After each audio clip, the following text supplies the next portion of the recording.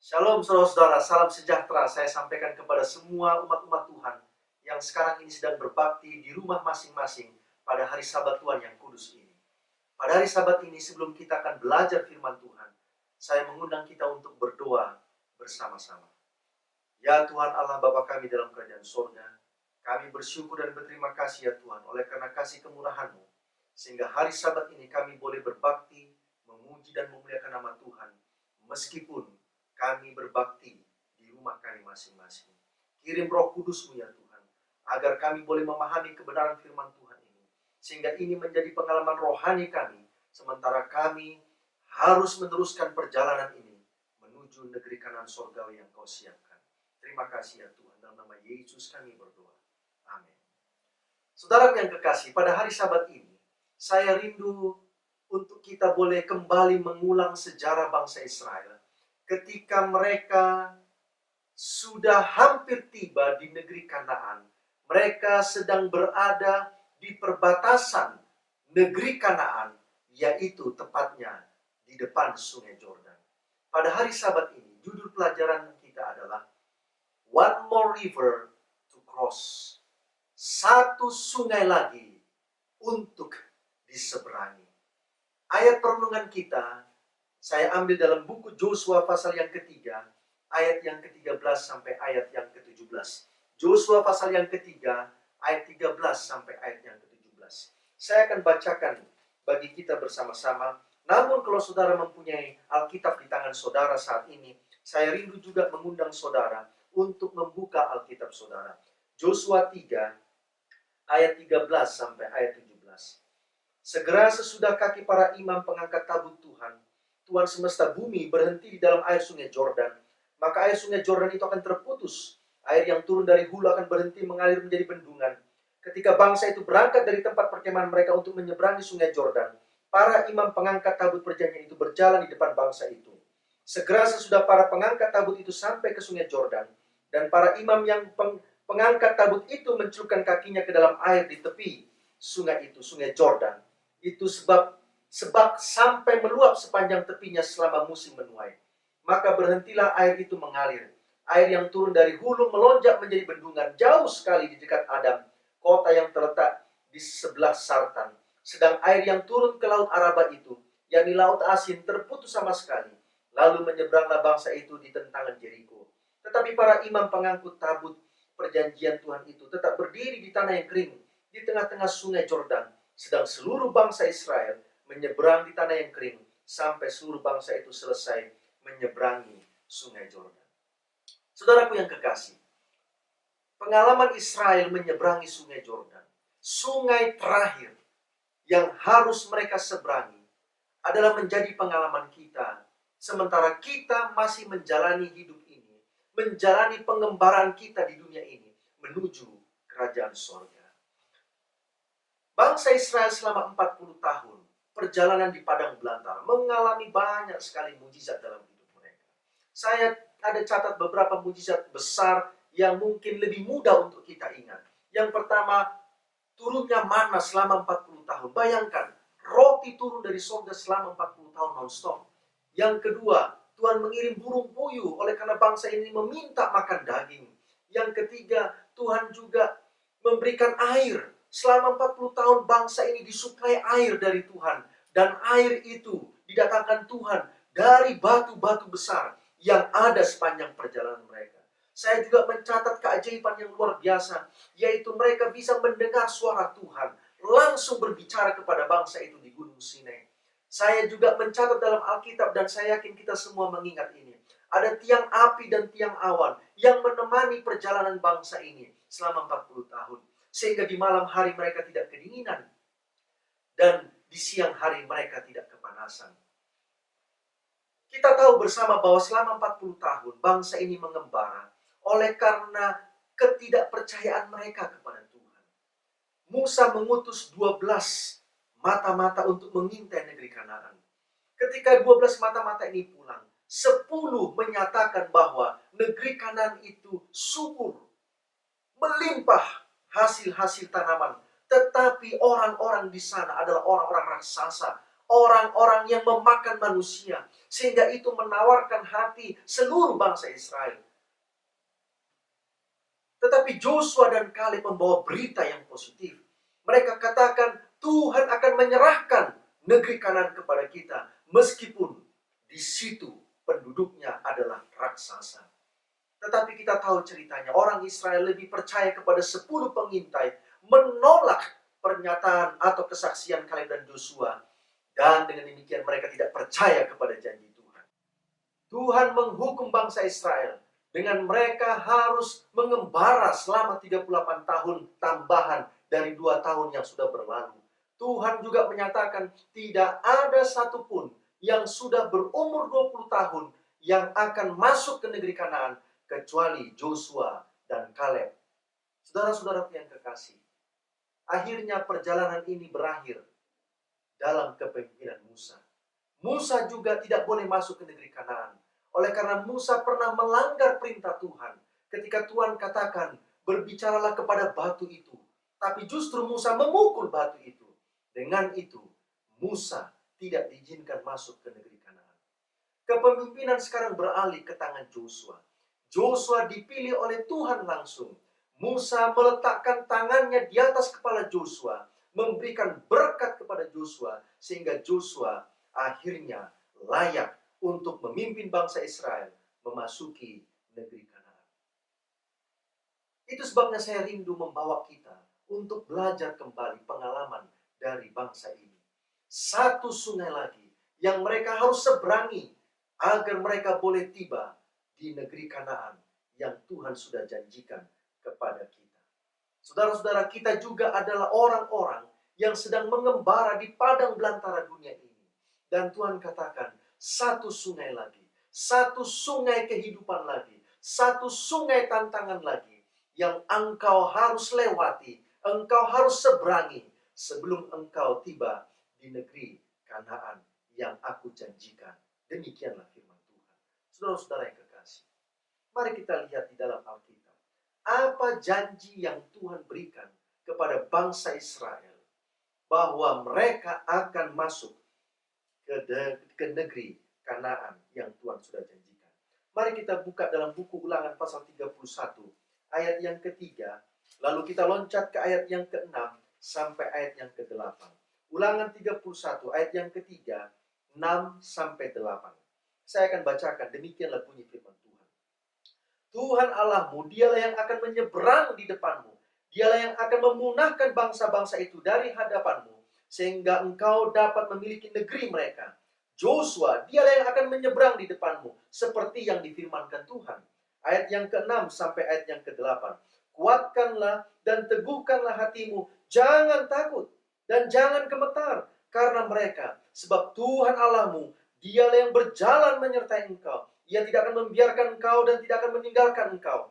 Lalu Musa memanggil Joshua dan berkata kepadanya di depan seluruh orang Israel, kuatkanlah dan teguhkanlah hatimu, sebab engkau akan masuk bersama-sama dengan bangsa ini ke negeri yang dijanjikan Tuhan dengan sumpah kepada nenek moyang mereka untuk memberikan kepada mereka, dan engkau akan memimpin mereka sampai mereka memilikinya. Ayat yang ke-8, sebab Tuhan, Dia sendiri akan berjalan di depanmu.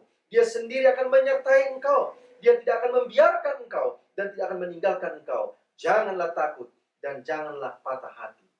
Kalau saudara baca ayat-ayat yang tadi saya baru bacakan itu, saudara-saudara, ada kalimat atau kata-kata yang diulang dan diulang oleh Musa. Tuhan akan menyertai engkau. Tuhan akan berjalan di depanmu. Joshua yang akan memimpin engkau. Jangan takut, jangan gentar. Tuhan akan berjalan bersama dengan engkau. Saya coba ringkaskan beberapa janji yang Tuhan berikan di Ulangan pasal 31 ini. Baik janji kepada bangsa Israel maupun janji kepada Joshua sendiri. Janji kepada bangsa Israel. Apa yang dikatakan? Tuhan yang akan menyeberang di depanmu. Yang kedua, Dia yang akan memunahkan bangsa-bangsa dari hadapanmu. Yang ketiga, Joshua yang akan memimpin engkau untuk menyeberang. Lalu yang keempat, kuatkan dan teguhkanlah hatimu. Jangan takut dan jangan gentar. Tuhan yang akan berjalan menyertai engkau. Tuhan tidak akan membiarkan engkau dan meninggalkan engkau. saya senang menyebut beberapa poin penting ini sebagai the words of promises. Kata-kata perjanjian, kata-kata janji yang diucapkan Tuhan kepada orang Israel. Sementara janji yang diberikan Tuhan kepada Joshua, saya catat di ayat 7 yang ke-8. Kuatkan dan teguhkanlah hatimu Joshua. Engkau akan memimpin bangsa ini masuk bersama ke negeri Kanaan. Tuhan akan menyertai engkau dan berjalan di depanmu. Tuhan tidak akan membiarkan engkau, tidak akan meninggalkan engkau Joshua. Jangan takut. Apakah janji Tuhan kepada bangsa Israel? Saya ada catat beberapa poin penting yang saya lihat di dalam Ulangan pasal 31. Yang pertama, Musa katakan, Tuhan yang akan menyeberang di depanmu. Tuhan yang akan memusnahkan bangsa-bangsa di negeri Kanaan itu. Tuhan akan menyeberang di depanmu. Joshua yang akan memimpin engkau untuk masuk ke negeri Kanaan. Musa juga berkata kepada bangsa ini, kuatkan dan teguhkanlah hatimu. Jangan takut dan jangan gemetar. Tuhan akan berjalan menyertai engkau. Tuhan tidak akan membiarkan engkau dan meninggalkan engkau. Beberapa poin penting itu tadi, saya suka menyebutnya sebagai words of promises. Kata-kata janji yang datangnya langsung dari Tuhan. Sementara kalau kita melihat, ada juga janji yang diberikan Tuhan kepada Joshua melalui Musa. Saya catat beberapa janji-janji yang diberikan Tuhan kepada Joshua melalui Musa. Yang pertama, Tuhan katakan, Joshua, kuatkan dan teguhkanlah hatimu. Joshua, engkau yang akan memimpin bangsa ini untuk masuk ke negeri Israel. Tuhan akan menyertai Joshua, tidak akan meninggalkan Joshua. Bahkan Tuhan akan berjalan di depan Joshua. Tuhan akan menyertai bangsa ini bersama Joshua sebagai pemimpin mereka. Jangan takut, jangan patah hati, kata Tuhan kepada Joshua. Saya menyebut janji-janji yang diberikan Tuhan kepada Joshua ini sebagai words of encouragement atau kata-kata dorongan, kata-kata motivasi kepada Joshua. Allah memberikan janji yang sama, baik kepada bangsa Israel maupun kepada Joshua sendiri, bahwa Tuhan akan melaksanakan janjinya. Tuhan tidak akan meninggalkan mereka. Tuhan akan berjalan di depan mereka. Tuhan akan menyertai mereka, sehingga bangsa ini akan tiba di negeri perjanjian itu. Poin pertama yang saya mau bagikan kepada kita pada hari Sabat ini, dari janji yang diberikan oleh Tuhan kepada Joshua dan kepada Israel adalah, Tuhan tetap akan melaksanakan janjinya dan akan menyertai umatnya untuk menerima penggenapan janji itu. Saya ulang. Tuhan tetap akan melaksanakan janjinya dan akan menyertai umatnya untuk menerima penggenapan janji itu. Tuhan tidak pernah ingkar janji. Aman, saudara? Apa yang dia janjikan, dia akan lakukan. Janji inilah yang memberanikan Israel dan Joshua untuk melanjutkan perjalanan mereka. Perjalanan mereka tinggal sedikit lagi. Negeri Kanaan sudah ada di depan mata mereka. Mereka tidak boleh takut, mereka tidak boleh gentar. Mereka akan tiba di negeri Kanaan yang dijanjikan Tuhan kepada Abraham, Ishak, dan juga Yakub.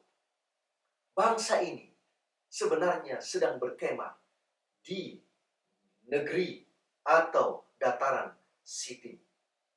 Sudah begitu dekat dengan negeri Kanaan. Bayangkan saudara-saudara, ini juga menjadi pengalaman kita saat ini. Kita sekarang sudah hidup di akhir zaman. Kalau kita melihat rentetan nubuatan-nubuatan di buku Wahyu, maka kita ini sekarang berada di jemaat yang ketujuh, Wahyu pasal yang ketiga. Pada saat yang sama, kita ini juga sedang berada di meterai yang keenam. Sebelum tiba meterai yang ketujuh, yang kita bisa buka di Wahyu pasal yang keenam. Kita ini juga menurut buku Wahyu sedang berada di sangkakala yang keenam, yang dicatat dalam Wahyu pasal 19. Jika meterai ketujuh terjadi, jika sangkakala ketujuh terjadi, itu berarti Yesus datang ke dunia ini. Bayangkan, sedikit lagi, tinggal satu meterai lagi, tinggal satu sangkakala lagi, maka Yesus akan datang ke dunia ini. Sekarang kita akan lanjutkan bagaimana persiapan Israel. Bangsa Israel sedang berkemah di lembah atau dataran Sitim.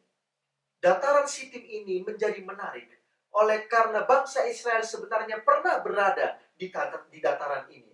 Menurut catatan Alkitab, khususnya dalam Bilangan pasal 25. Saudara-saudara, di dataran Sitim, bangsa Israel pernah melakukan satu dosa kekejian di hadapan Tuhan. Ketika bangsa ini melakukan perzinahan dengan perempuan-perempuan Moab. Peristiwa perzinahan ini terjadi oleh karena bangsa Israel menerima bujukan Bileam untuk datang di pesta-pesta orang-orang Moab. Dan disitulah bangsa Israel terlibat kepada penyembahan berhala dan juga perzinahan dengan perempuan-perempuan Moab. Allah marah kepada bangsa ini. Alkitab mencatatkan 24.000 orang mati, dibunuh oleh Tuhan oleh karena kebejatan moral, kemurtatan yang terjadi di lembah Sitim. Bileam terlibat dalam kemurtatan ini. Itu sebabnya Tuhan menghukum bangsa ini. Lalu ada pesan Tuhan kepada Musa. Oleh karena kemurtatan dan juga bujuk rayu dari bangsa atau perempuan-perempuan Moab, maka Allah memerintahkan Musa untuk membunuh, membinasakan bangsa Moab sebagai pembalasan Tuhan kepada kemurtatan yang mereka telah perbuat kepada bangsa Israel. Saudara-saudaraku yang kekasih dalam Yesus Kristus, Musa meninggal dunia. Saya sudah katakan tadi bahwa Musa meninggal dunia dan akhirnya kepemimpinan ini diberikan kepada Joshua. Setelah perkabungan selama 30 hari, maka bangsa ini kini bersiap untuk melanjutkan perjalanan menyeberangi sungai Yordan menuju negeri Kanaan. Dicatatkan dalam buku Roh Nubuat, yaitu di dalam Patriarchs and Prophets yang dituliskan oleh Ellen G. White, halaman 453. Ada satu kabar baik yang diberikan, bahwa negeri Kanaan ini adalah negeri yang subur. Terbentang di hadapan mereka satu tanah yang subur, satu tanah yang memberikan janji kehidupan yang membawa kebahagiaan. Di tanah itu ada juga bangsa-bangsa yang lain, tetapi bangsa-bangsa itu Tuhan sudah janjikan akan dimusnahkan oleh Tuhan. Tetapi ada juga tantangan yang lain yang dihadapi oleh bangsa Israel. Tantangan itu dalam buku Patriarchs and Prophets dilanjutkan bahwa bangsa Jericho adalah bangsa pertama yang harus dikalahkan oleh orang Israel. Masalahnya adalah bangsa Jericho memiliki tembok yang begitu tebal, yang begitu tinggi, sehingga mustahil bagi bangsa manapun untuk mengalahkan bangsa Jericho. Jadi saudara perhatikan baik-baik. Di satu sisi, bangsa Israel melihat tanah perjanjian yang begitu menyenangkan, yang begitu menjanjikan. Tetapi di sisi yang lain, dari lembah Sitim ini, bangsa Israel bisa melihat tingginya tembok Jericho, tantangan yang terlihat di depan mereka. Tapi puji Tuhan, bangsa ini tidak gentar, tidak takut, oleh karena mereka memegang teguh janji yang diberikan Tuhan. Sekarang mari kita lihat apa yang Tuhan katakan kepada Joshua sementara bangsa ini berkemah di dataran Sitim. Joshua pasal yang pertama, ayat yang kedua. Demikianlah bunyi firman Tuhan. Joshua pasal yang pertama, ayat yang kedua. Hambaku Musa telah mati, sebab itu bersiaplah sekarang. Seberangilah sungai Yordan ini, engkau dan seluruh bangsa ini, menuju negeri yang akan kuberikan kepada mereka, kepada orang Israel itu. Dalam Joshua pasal 1, saudara dan saya tidak akan menemukan perintah spesifik bagaimana caranya bangsa ini akan menyeberangi sungai Yordan. Di dalam Alkitab, ada dua peristiwa yang dicatatkan yang terkait kepada bangsa Israel menyeberangi lautan atau menyeberangi sungai. Kisah yang pertama adalah ketika bangsa ini baru saja keluar dari Mesir, beberapa hari mereka mengadakan perjalanan, lalu mereka tiba di Laut Merah. Pada saat yang sama, tentara Mesir mengejar bangsa ini. Sehingga bangsa Israel sekarang dihadapkan kepada Laut Merah dan tentara Mesir. Tentara Mesir siap membunuh mereka. Lalu bangsa ini ketakutan luar biasa. Bangsa ini berteriak kepada Musa. Mereka tidak mau mati di padang belantara, di depan Laut Merah. Mereka lebih memilih untuk mati di negeri Mesir. Musa diperintahkan Tuhan untuk mengangkat tongkat, agar tongkat itu diacungkan ke atas, sehingga Laut Merah itu akan terbelah dua, dan bangsa itu bisa berjalan di tengah-tengah Laut Merah yang sudah kering. Tetapi dalam konteks Yosua pasal 1, Tuhan belum memberikan perintah kepada Musa bagaimana caranya bangsa ini akan menyeberangi sungai Yordan.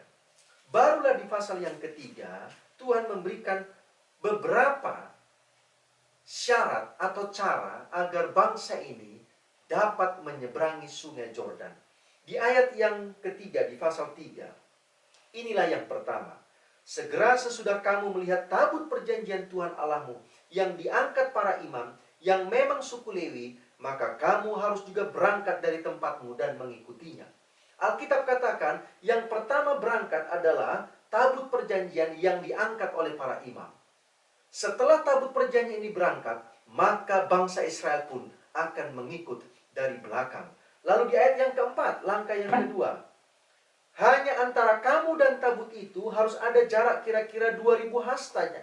Janganlah mendekatinya. Maksudnya supaya kamu mengetahui jalan yang harus kamu tempuh. Sebab jalan itu belum pernah kamu lalui dahulu. Yang kedua adalah jarak antara tabut perjanjian yang diangkat oleh para imam dengan orang Israel. Alkitab katakan harus ada 2000 hasta panjangnya. Saya hitung-hitung 2000 hasta itu sekitar setengah mil jauhnya. Lalu di ayat yang kelima, berkatalah Yosua kepada bangsa itu, kuduskanlah dirimu sebab besok Tuhan akan melakukan perbuatan yang ajaib di antara kamu. Kuduskan dirimu oleh karena Tuhan akan melakukan perbuatan yang ajaib di hadapanmu. Saya baca dalam buku Patriarchs and Prophets halaman 383. Bangsa ini harus menjauhkan diri mereka dari dosa-dosa mereka dan membiarkan diri mereka terbebas dari ketidakmurnian. Poin kedua yang saya mau sampaikan di ayat Yosua pasal 3 yang kelima yang perlu kita renungkan bersama-sama sementara kita sedang bersiap untuk menyeberangi sungai kehidupan ini sebelum kita tiba di negeri Kanaan adalah dalam persiapan dan penantian kita akan penggenapan janji Tuhan, kita memerlukan iman yang teguh dan kemurnian diri serta hati kita. Saya ulang. Dalam penantian dan persiapan kita akan penggenapan janji Tuhan, kita memerlukan iman yang teguh dan kemurnian hati dan diri kita. Syarat berikutnya yang Tuhan sampaikan ada di ayat yang ke-6. Dan kepada para imam itu Yosua berkata demikian, angkatlah tabut perjanjian dan menyeberanglah di depan bangsa itu. Maka mereka mengangkat tabut perjanjian dan berjalan di depan bangsa itu. Para imam yang mengangkat tabut perjanjian itu akan menyeberangi sungai Yordan, sementara bangsa Israel akan mengikut dari belakang. Lalu saya baca juga di ayat yang ke-8, ayat yang ke-13 sampai ayat yang ke-15 dan ayat yang ke-17. Ketika para imam itu berada di tengah-tengah sungai Yordan, atau saya ulangi, ketika para imam itu yang mengangkat tabut perjanjian, kaki mereka menyentuh air sungai Yordan, maka sungai Yordan itu tiba-tiba terbelah menjadi dua. Lalu ada dataran kering di tengah-tengah sungai Yordan itu. Para imam akan berdiri di tengah-tengah sungai Yordan, sementara bangsa Israel ini akan menyeberangi sungai Yordan. Ayat yang ke-16, Alkitab katakan di Yosua pasal 3, maka berhentilah air mengalir. Puji Tuhan, ada mujizat yang luar biasa. Maka berhentilah air mengalir. Sehingga bangsa ini bisa dengan bebas menyeberangi sungai Yordan. Lalu dalam Yosua pasal yang keempat, ayat yang ke-18-19, ketika para imam pengangkat tabut perjanjian Tuhan itu keluar dari tengah-tengah sungai Yordan, dan baru saja kaki para imam itu dijejakkan di tanah yang kering, maka berbaliklah air sungai Yordan itu ke tempatnya dan mengalir seperti dahulu dengan meluap sepanjang tepinya. Bangsa itu telah keluar dari sungai Yordan pada tanggal 10 bulan pertama, dan mereka berkemah di Gilgal di batasan timur Jericho. Puji Tuhan. Satu mujizat yang luar biasa. Bagaimana Tuhan menyeberangkan bangsa ini dengan mujizat tabut perjanjian berada di tengah-tengah sungai Yordan, membelah sungai Yordan itu, dan akhirnya bangsa ini bisa bebas berjalan di tanah yang kering menyeberangi sungai Yordan. Saudara-saudara yang kekasih dalam Tuhan, kalau kita melihat dua kisah menyeberangi laut Teberau atau Laut Merah, menyeberangi sungai Yordan, saya mau bertanya kepada kita, dalam konteks menyeberangi laut Teberau, siapa yang dituntut memiliki iman yang luar biasa? Luar biasa. Benar, Musa yang dituntut untuk memiliki iman yang luar biasa. Oleh karena Musa harus mengangkat tongkat Tuhan itu, tongkat Allah itu, sehingga Tuhan membelah laut Teberau. Tetapi dalam konteks bangsa Israel menyeberangi sungai Yordan, maka siapa yang harus memiliki iman yang luar biasa? Jawabnya ada dua. Mungkin saudara bisa tebak sekarang. Siapa itu? Yang pertama, para imam sendiri. Bayangkan saudara-saudara, mereka mengangkat tabut perjanjian, dan mereka harus punya iman bahwa sementara mereka mengangkat tabut perjanjian, berjalan menuju sungai Yordan, maka langkah kaki mereka yang pertama, itulah yang akan membuat sungai Yordan terbelah menjadi dua. Yang kedua adalah Joshua sendiri. Sebagai pemimpin, dia harus punya iman, lalu imannya itu akan meyakinkan iman para imam yang mengangkut tabut perjanjian Tuhan. Poin ketiga yang saya mau sampaikan pada pagi hari Sabat ini dalam kisah orang Israel menyeberangi sungai Yordan, one more river to cross, adalah kita tidak akan pernah bisa berhasil menyeberangi sungai kehidupan ini tanpa mujizat dari Tuhan. Kita tidak akan pernah berhasil menyeberangi sungai kehidupan ini tanpa mujizat dari Tuhan. Kita tidak akan pernah bisa berhasil tiba di negeri Kanaan tanpa mujizat dari Tuhan. Saudaraku, masuk sorga itu adalah sebuah mujizat. Kalau saudara dan saya nanti bisa berada di sorga, itu karena mujizat yang Tuhan lakukan dalam hidup kita. Akhirnya bangsa ini menginjakkan kaki mereka untuk pertama sekalinya di negeri Kanaan. Negeri yang penuh dengan susu dan madu. Negeri yang makmur. Negeri yang akan membawa kebahagiaan dan sukacita kepada mereka. Alkitab mencatatkan bahwa mereka tiba di negeri Kanaan pada tanggal 10 bulan yang pertama. Lalu tanggal 14 bulan yang pertama mereka merayakan Paskah. Di tanggal yang ke-15 mereka memakan hasil dari negeri Kanaan. Dan di tanggal yang ke-16 bangsa ini tidak lagi menerima manna, karena manna telah berhenti turun dari sorga.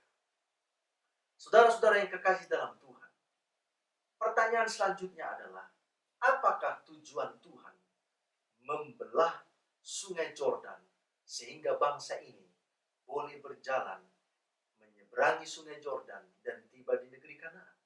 Saya catat di Alkitab ada beberapa poin penting alasan Tuhan melakukan mujizat membelah sungai Yordan. Yang pertama ada di Joshua pasal yang pertama ayat yang kelima dan Joshua pasal 3 ayat yang ketujuh. Dalam Joshua pasal pertama ayat yang kelima, seorang pun tidak akan dapat bertahan menghadapi engkau seumur hidupmu. Seperti aku menyertai Musa, demikianlah aku akan menyertai engkau. Aku tidak akan membiarkan engkau dan tidak akan meninggalkan engkau. Dalam Joshua pasal 3 ayat yang ketujuh, firman Tuhan berkata, dan Tuhan Allah berfirman kepada Joshua, pada hari ini aku mulai membesarkan namamu di mata seluruh orang Israel, supaya mereka tahu bahwa seperti dahulu aku menyertai Musa, demikianlah aku akan menyertai engkau. Alasan pertama adalah, Tuhan ingin menunjukkan kepada orang Israel bahwa sebagaimana Tuhan bekerja dengan Musa, maka Tuhan juga bekerja dengan Joshua. Alasan yang kedua yang disampaikan mengapa Tuhan membelah sungai Jordan adalah di Joshua pasal 3 yang ke-7 yang tadi kita sudah baca. Dan Tuhan berfirman kepada Joshua, pada hari inilah aku mulai membesarkan namamu di mata seluruh Israel. Sebagaimana Tuhan membesarkan Musa di mata Israel dengan mujizat pertama, yaitu membelah laut Teberau, maka Tuhan mau membesarkan nama Joshua di depan bangsa Israel dengan membelah sungai Jordan. Lalu alasan yang ketiga adalah ayat 10 dan 11. Lagi kata Joshua, dalam Joshua pasal 3 ayat 10 dan 11. Lagi kata Joshua, dari hal inilah akan kamu ketahui bahwa Allah yang hidup ada di tengah-tengah kamu, dan bahwa sungguh-sungguh akan dihalaunya orang Kanaan, orang Het, orang Hewi, orang Feris, orang Girgasi, orang Amori, dan orang Yebus itu dari depan kamu. Ayat 11. Sesungguhnya tabut perjanjian Tuhan semesta bumi berjalan menyeberang di depan kamu, masuk ke sungai Jordan. Alasan yang ketiga adalah Tuhan ingin meyakinkan bangsa Israel bahwa Allah tetap bekerja memenuhi janjinya dari sejak pertama sekali mereka keluar dari Mesir hingga sekarang mereka sudah tiba di negeri Kanaan.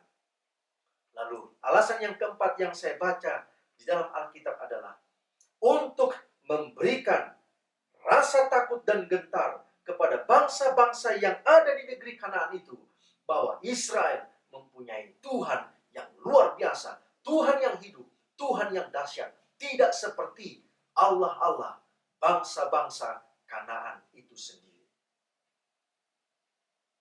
Saudara-saudara yang kekasih, ketika kita melihat kisah ini, maka kita boleh melihat memang betullah bangsa-bangsa di negeri Kanaan itu memang mereka merasakan ketakutan yang luar biasa oleh karena peristiwa-peristiwa mujizat yang dilakukan.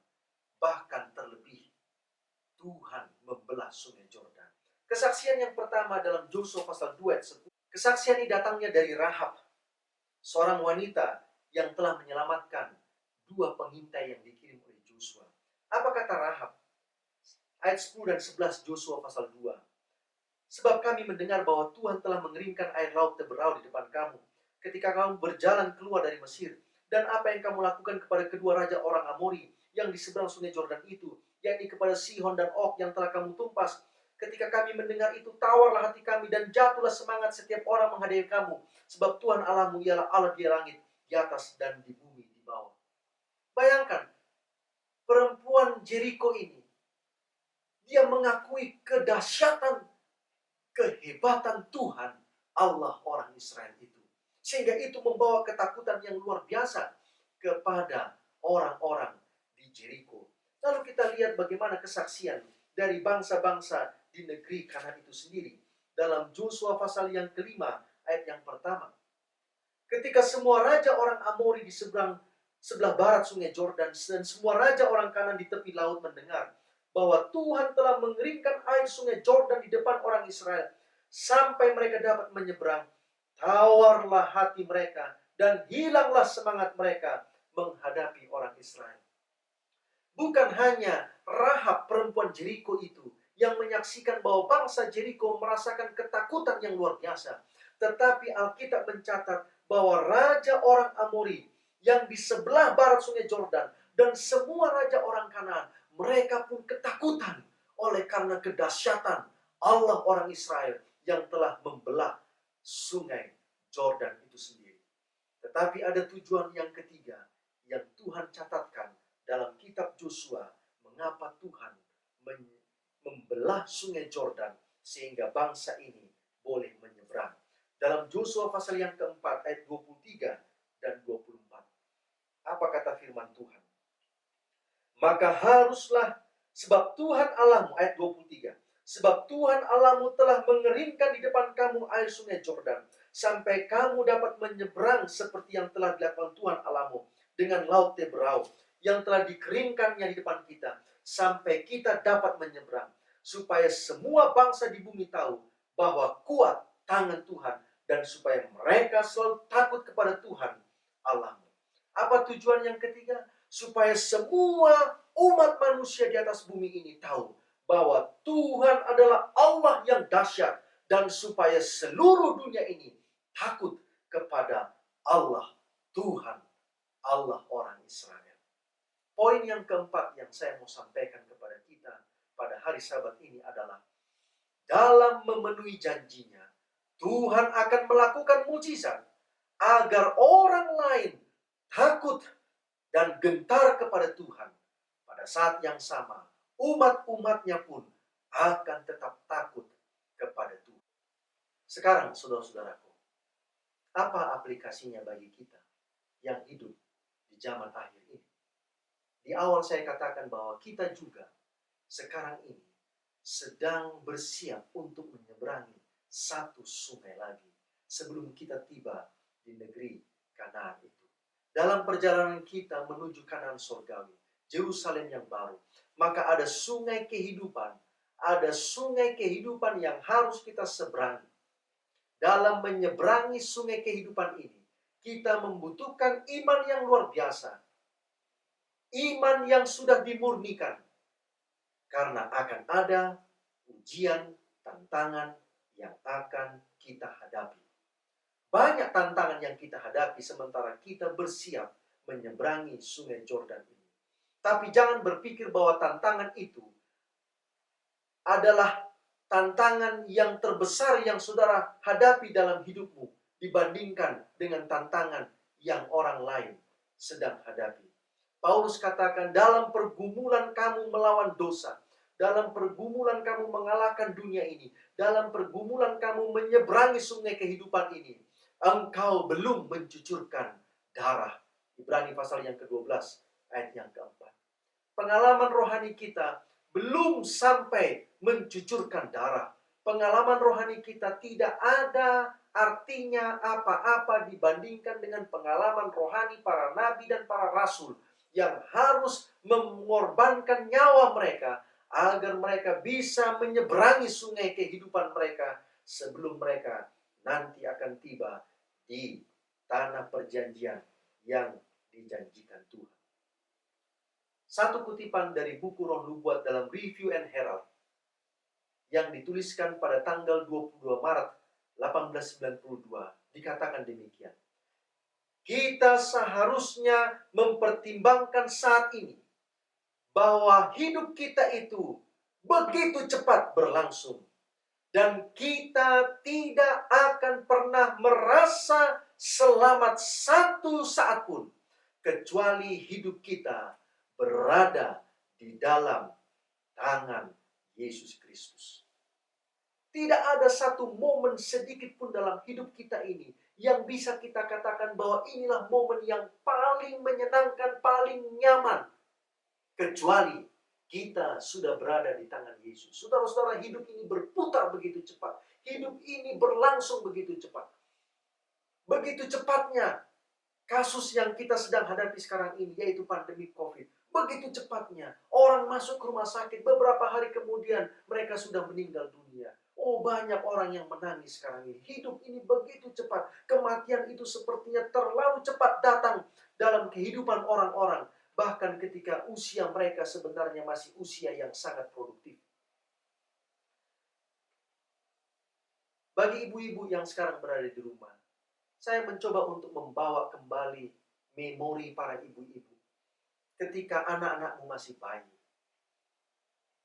Apa yang kau rasakan ketika engkau sedang memberi makan atau menyuapi anak-anakmu yang masih bayi? Engkau memasak makanan itu dengan sebaik-baiknya, makanan yang bergizi, semua vitamin, mineral yang dibutuhkan oleh anakmu engkau siapkan di dalam makanannya yang masih berbentuk bubur. Lalu engkau mulai menyuapi satu persatu ke mulut anakmu makanan yang kau ambil dari mangkok itu. Tiba kepada suapan-suapan yang terakhir sebelum makanan itu habis dari mangkok. Bayi itu, anakmu, kelihatannya dia sudah merasa kenyang. Kadang-kadang dia menolak sendok yang sudah ada di depan mulutnya. oleh karena memang dia sudah merasa kenyang. Tetapi saya mau bertanya kepada para ibu, pernahkah kau katakan kepada anakmu, "Nak, satu suap lagi, nak. Nak, satu sendok lagi, nak. Lihat ini, makananmu habis. Satu sendok lagi." Lalu akhirnya anak itu menyerah kepada bujukan sang ibu. Dan anak itu mau memakan satu suapan sendok lagi. Ketika anak ini menghabiskan seluruh makanannya dengan suapan yang terakhir, maka ada satu sukacita di hati sang ibu. Dengan demikian ibu ini yakin bahwa anaknya sudah betul-betul kenyang. Anaknya tidak akan kekurangan vitamin atau gizi karena seluruh makanan yang disiapkan sang ibu sudah dihabiskan. Ada satu sukacita di sorga ketika saudara dan saya tiba di dalam kerajaan sorga setelah kita melewati sungai kehidupan terakhir di dunia ini.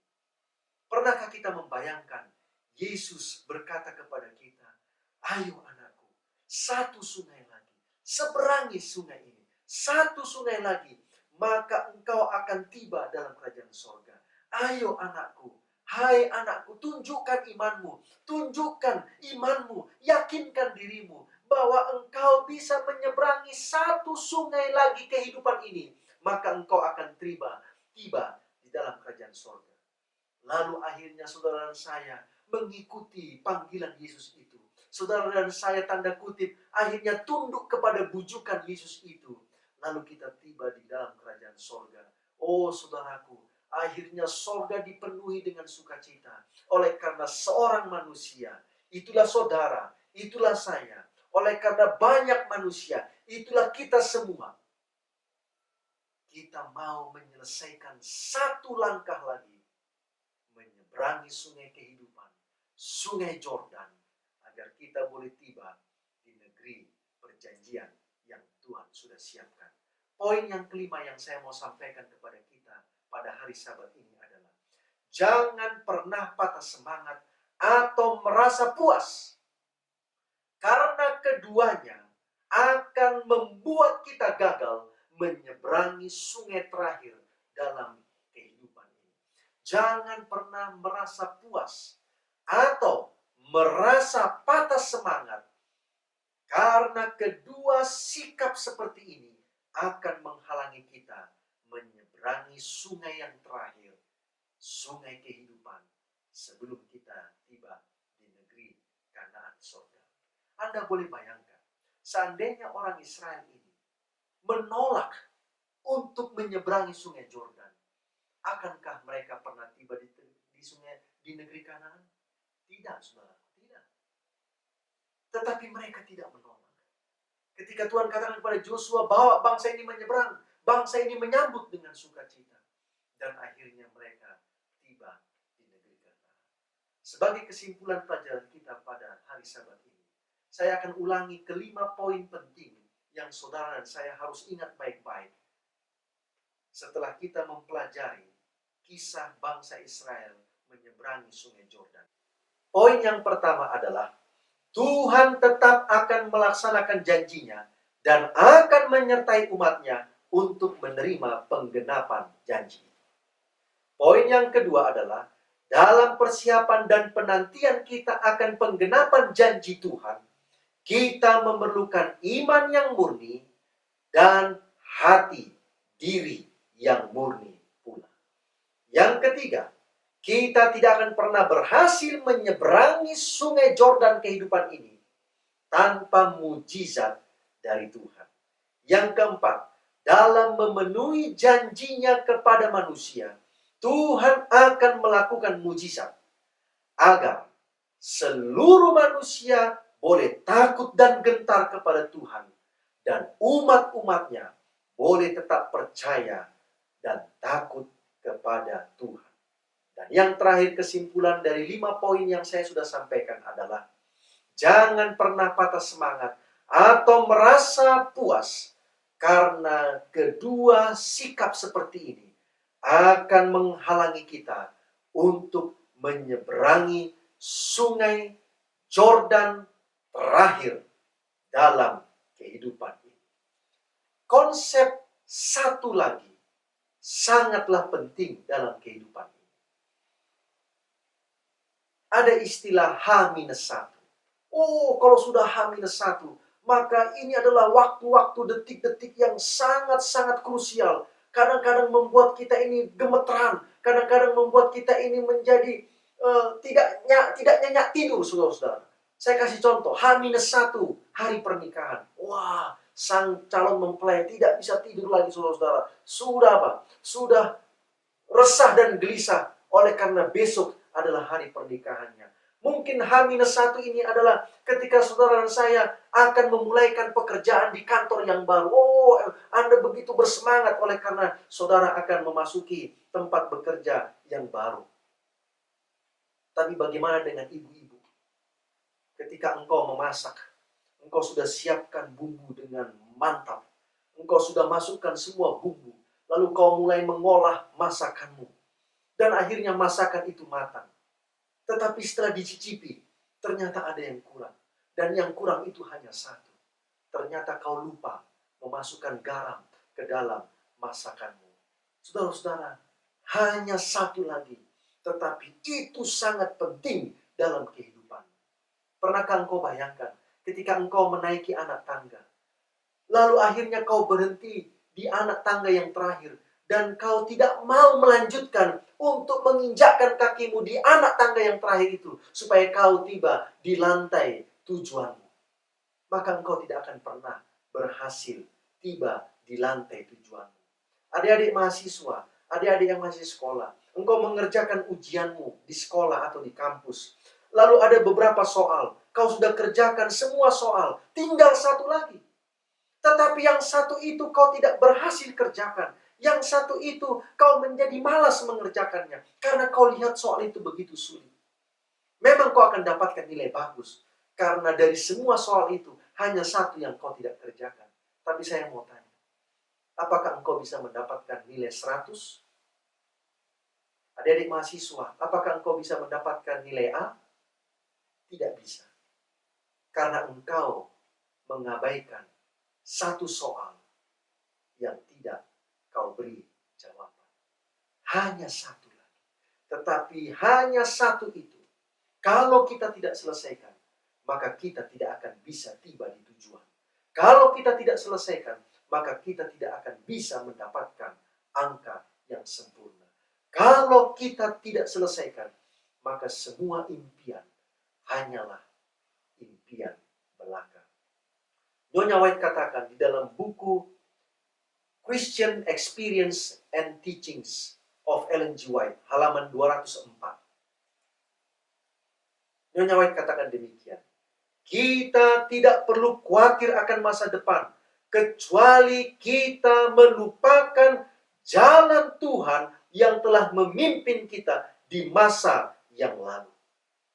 Tidak ada yang perlu kita takuti.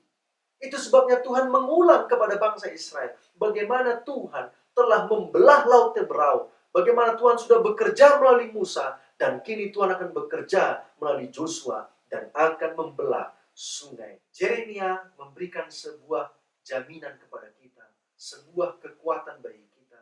Ketika kita menghadapi tantangan-tantangan di dalam menjalani, menyeberangi sungai kehidupan yang ada di depan kita. Yeremia 33:3 katakan, berserulah kepadaku, maka aku akan menjawab engkau, dan akan memberitahukan kepadamu hal-hal yang besar, dan yang tidak terpahami, yakni hal-hal yang tidak kau ketahui.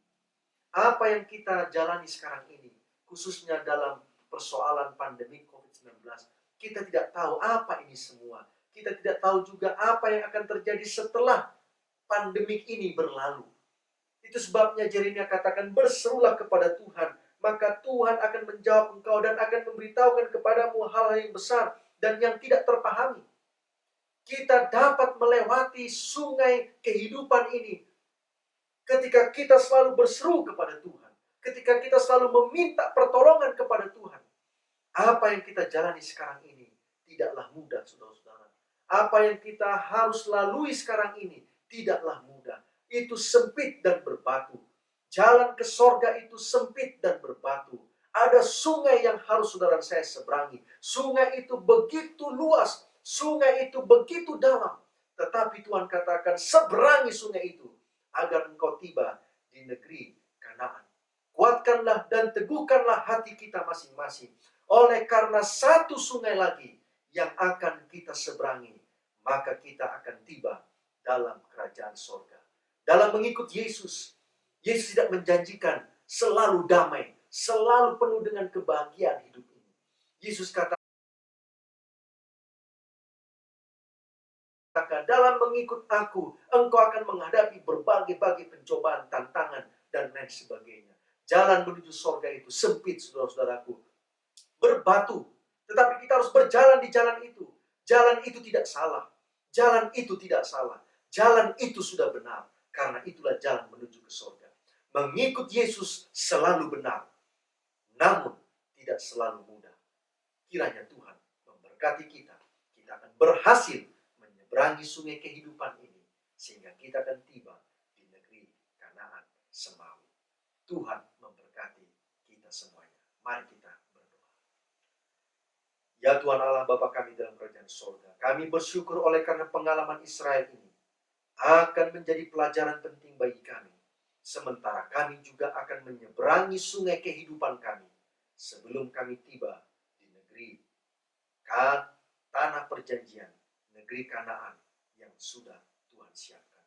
Kuatkan dan teguhkanlah hati kami Tuhan, agar kami percaya kepada janji Tuhan, agar kami yakin bahwa Tuhan akan melakukan mujizat sehingga kami boleh tiba dalam kerajaan surga, agar kami dapat memurnikan iman, hati dan diri kami oleh kuasa Roh Kudus, sehingga mujizat itu dapat terjadi dalam hidup kami, agar kami boleh percaya penuh kepada Tuhan, karena Tuhan akan menyingkapkan rahasia besar yang harus kami ketahui, sehingga kami dapat berhasil menyeberangi sungai kehidupan, tiba di negeri Kanaan Semawi. Saudara-saudara yang kekasih dalam Tuhan, kiranya Tuhan memberkati engkau. Jika engkau baik-baik mendengarkan suara Tuhan Allahmu, jika engkau baik-baik menuruti segala perintah Tuhan Allahmu, maka Tuhan akan memberkati engkau semuanya. Tuhan akan memberkati rumah tanggamu, Tuhan akan memberkati ladangmu, Tuhan akan memberkati pekerjaanmu, Tuhan akan memberkati anak-anakmu. Tuhan akan melihat engkau.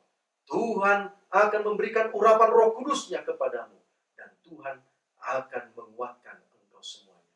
Kiranya kasih Yesus Kristus dan kasih Allah Bapa serta kuasa Roh Kudus Tuhan akan menyertai kita semuanya dari sekarang sampai Maranatha.